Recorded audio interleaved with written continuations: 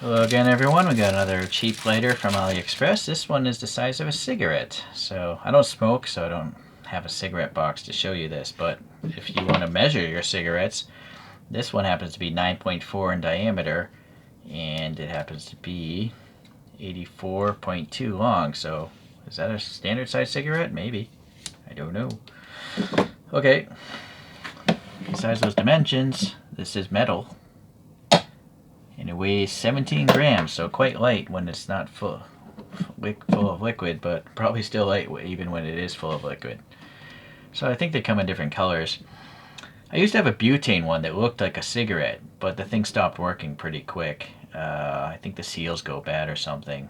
They just leak fluid, gas, butane gas too easily.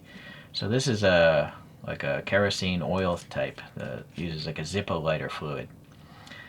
Alright, so I think I see some people pretending it's like a nunchuck kind of thing, like a fidget tool, but I'm not feeling it myself.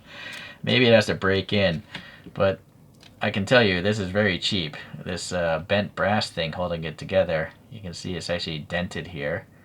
It's not flat anymore, just from probably me doing that movement.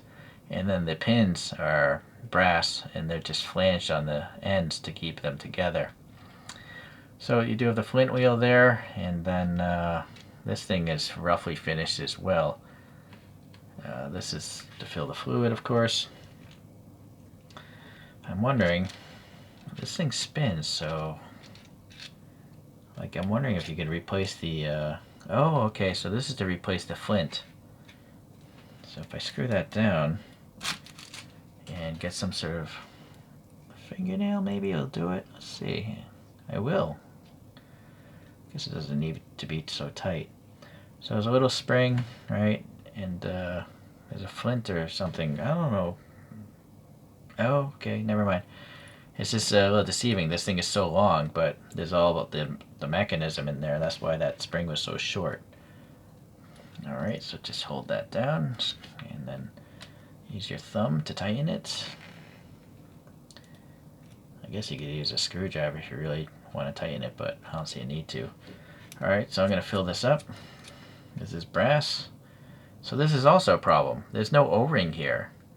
So if you saturate this too much, you're literally going to have liquid falling out of this, the bottom here.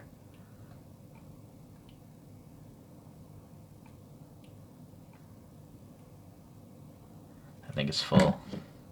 Or I gotta tamp it down. Yeah, I think it's fully saturated.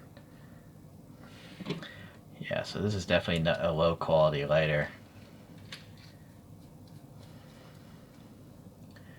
Yeah, if it just had an O-ring there, that would preserve a lot of the fluid from leaking out or evaporating through that gap. It's weird because they have an O-ring here to keep the cap from undoing itself. Okay, so I think it's already lit. So I can fold this way. Right, I think. I'm trying to spark the thing. Okay. Yeah, I gotta let the excess burn. It's really saturated. See, it's literally dripping out the bottom right here. Yeah, that's not good. Alright, well, it definitely works. It's just, it's just really, really cheap. And that cheapness is making it an inferior product. It's just not very good. The lack of O-rings is the main issue. Alright. So this is good to have an O-ring here. But I think a lot of gas is going to escape through here as well.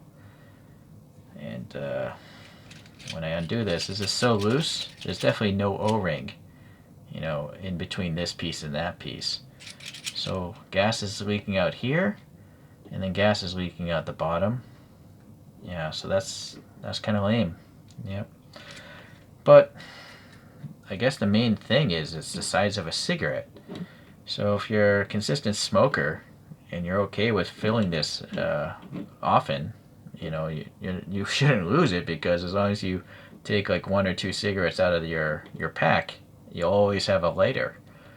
So I guess that's maybe its primary selling point. That's it for today. All right. Well, thanks for watching. We'll see if I get another lighter in. Bye.